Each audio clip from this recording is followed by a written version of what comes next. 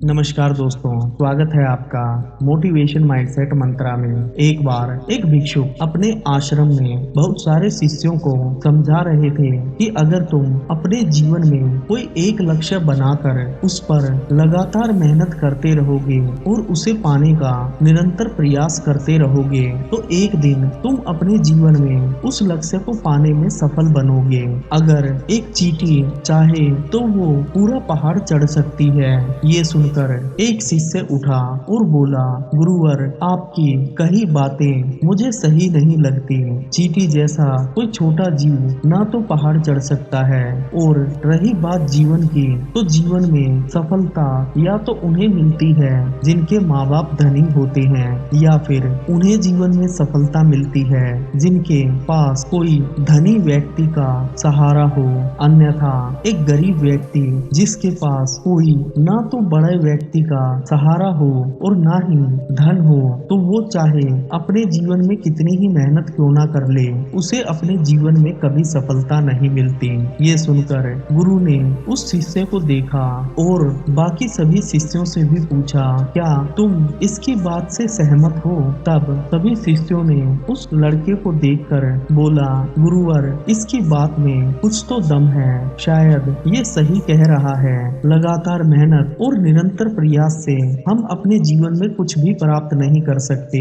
शायद ये लड़का सही कह रहा है, ये सब किताबी बातें होती हैं। तब गुरु ने कुछ देर सोचा और सभी शिष्यों को सामने खड़ा एक सूखा वृक्ष दिखाते हुए कहा, तुम आज इस वृक्ष को देखो और अगले एक हफ्ते तक रोज तुम इस वृक्ष को देखना, और एक हफ्ते के बाद मैं तुम्हें तुम्हारी बात का सही उत्तर दूंगा। ये सुनकर सभी शिष्य थोड़े हैरान थे कि आखिर लगातार मेहनत और निरंतर प्रयास में इस वृक्ष का क्या संबंध है। शाम को गुरु ने उस वृक्ष की जड़ में थोड़ा गुड़ और मीठा पानी डाल दिया। सभी शिष्य ये सब देख रहे थे और देखते ही देखते एक हफ्ता बीत गया।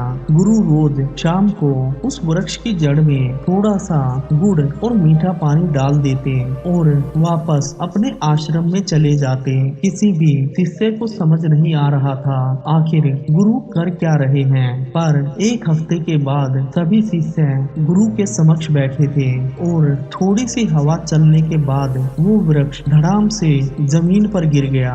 ये देखकर सभी शिष्य हैरान हो गए और उन्होंने गुरु से पूछा, गुरुवर, ये आपने कैसे किया?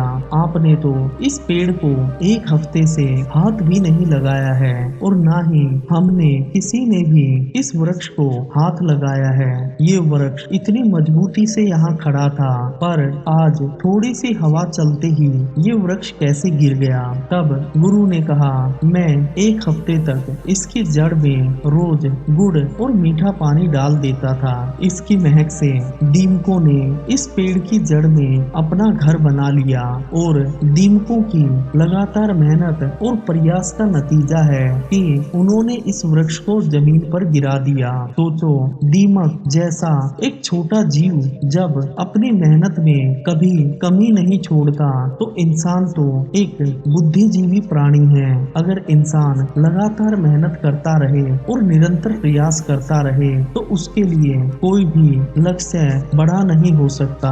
तुमने मुझसे पूछा था कि क्या चींटी जैसा कोई छोटा जीव किसी बड़े लक्ष्य को प्राप्त कर सकता है या नहीं, तो उदाहरण तुम्हारे सामने है। एक दीमक जैसा छोटा जीव बड़े से बड़े काम को बड़ी सरलता से अंजाम दे देता है, क्योंकि वो कभी भी ना तो अपनी मेहनत से विमुख होता है और ना ही कभी जीवन में प्रयास करना छोड़ता है। दोस्तों, इस कहानी की भांति ही अगर हम अपने जीवन में किसी लक्ष्य को पाना चाहते हैं तो उस लक्ष्य में बिना ये सोचे कि हमें आज सकारात्मक परिणाम मिल रहे हैं या नकारात्मक, हमें बस अपनी मेहनत और निरंतर प्रयास पर ध्यान केंद्रित करना चाहिए। जब हम अपने जीवन में निरंतर मेहनत और प्रयास के दम पर किसी लक्ष्य को पाने की कोशिश करते हैं तो धीरे धीरे हम उस लक्ष्य को प्राप्त करने में इतने माहिर हो जाते हैं कि हम उसके सारे नकारात्मक और सकारात्मक प्रभावों को जान लेते हैं।